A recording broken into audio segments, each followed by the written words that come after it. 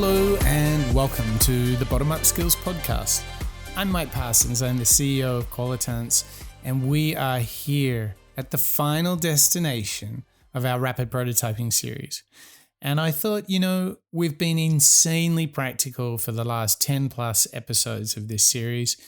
Let's step back a second and ask ourselves, why does rapid prototyping matter?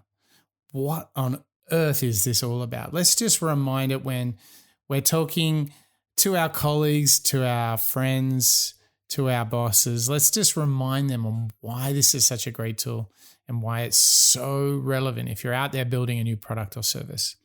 So, where do we begin? Well, I think the elevator pitch here is when we think about why does it matter, what is the value it creates, what is its purpose in the world, what is rapid prototyping doing for us all? I think it's about the shift. It's from the shift of guessing what a great product might be to knowing what a great product is. And the power of this is that invariably most people, when they sit in a boardroom, they get out PowerPoint and they guess what a product should be. In fact, sometimes hundreds of thousands, millions of dollars get spent on nothing more than a good PowerPoint deck with some groovy icons, some funky fonts, and just a guess. And that's all good and well, but, those ideas, in fact, this is really crazy.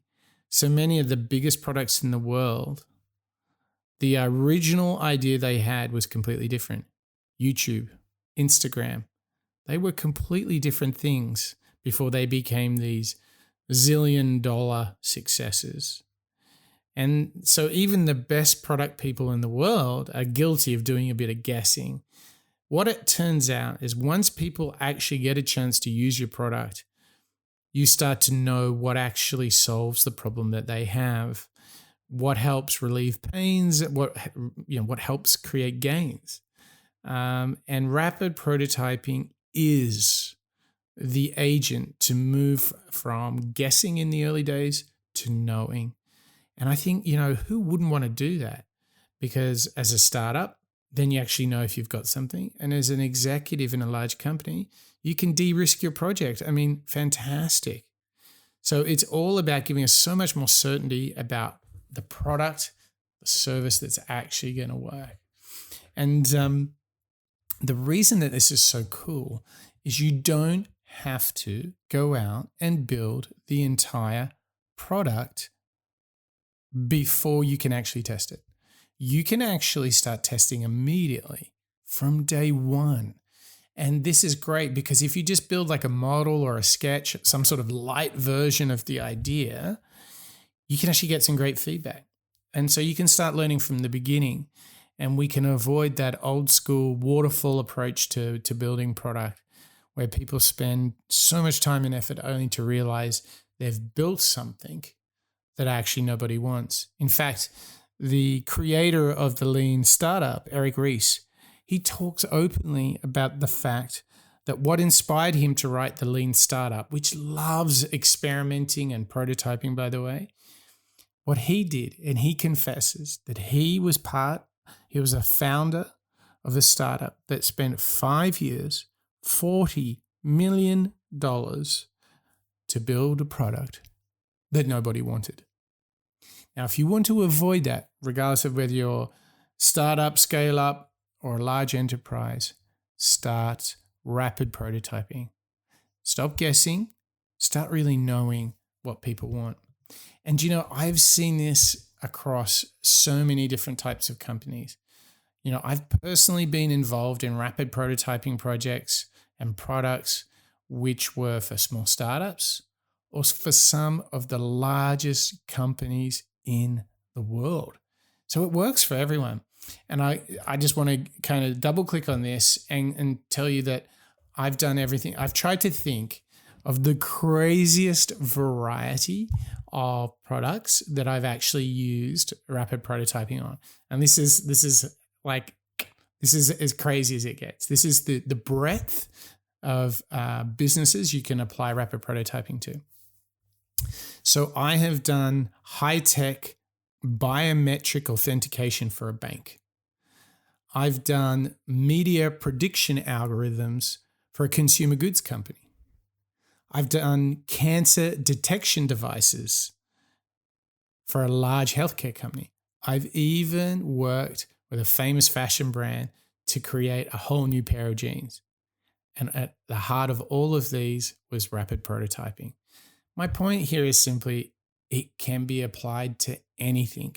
Algorithms, high-tech security, medical devices, jeans. Of course, the easy one here is like apps, products, services, digital, SaaS kind of things. But it can be so much more than that too. So rapid prototyping, anything can be prototyped. Take it from me. As long as you use the principles that we've set out in this whole series, which we also set out in our masterclass, which you can get for free online at bottomup.io, and you'll actually be able to take the masterclass for free as well as many others. So that's bottomup.io, where you get to enjoy us going even deeper into masterclass, into rapid prototyping. So yeah, it can work for anyone and it can work for anything. And the real heart of rapid prototyping is the chance to create something with the end user. And it is a tool that you will find yourself coming back to time after time. And you know what? Whenever you want to do something new, prototype it. Whenever you have an idea, ask yourself, how can I test it? How can I validate it? How can I learn if it really is the right thing? Because too often people are leaving this validation way too late. And look, I think if you're going to pivot while the idea is still a sketch on a piece of paper. Don't pivot once you've written the code. And I want to come back to this story of Eric Ries, author of Lean Startup. He talks so much about the idea of experimentation and about validating. And this is what makes rapid prototyping so damn important. It's a leading central character in the movie of validating your product. And what's so fun is you don't have to be a guru in Photoshop or Illustrator.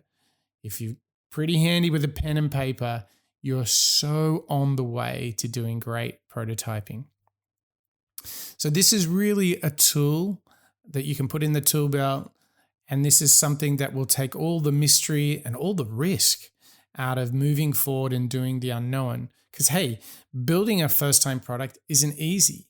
Yeah, maybe you can take some inspiration, you can borrow from a few products and services you've seen before, but you've got to pull it all together for the first time. And that's where rapid prototyping is just so damn good. And I can tell you, my last thought here is that I couldn't believe when Tom Chi introduced me to rapid prototyping. And all those years ago back in San Francisco, I was like, oh my gosh, this is the thing I've been looking for. How do you know if you've got a winner?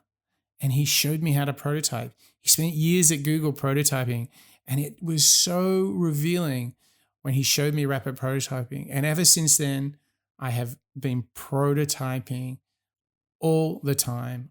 Every new product that I've been involved with, we've built prototypes, we've tested with users. And I can only tell you that's not only a great way to do rapid prototyping, but this whole methodology, this whole framework we have with bottom-up, rapid prototyping is at the very heart of it. So I hope you've enjoyed this series. I've got a very exciting series coming up after. You're going to have to come back and have a listen to that if you want to know what that is. It will be at least as good as rapid prototyping, maybe a little bit better. So there you have it. That's another episode of the Bottom Up Skills Podcast. That's a wrap.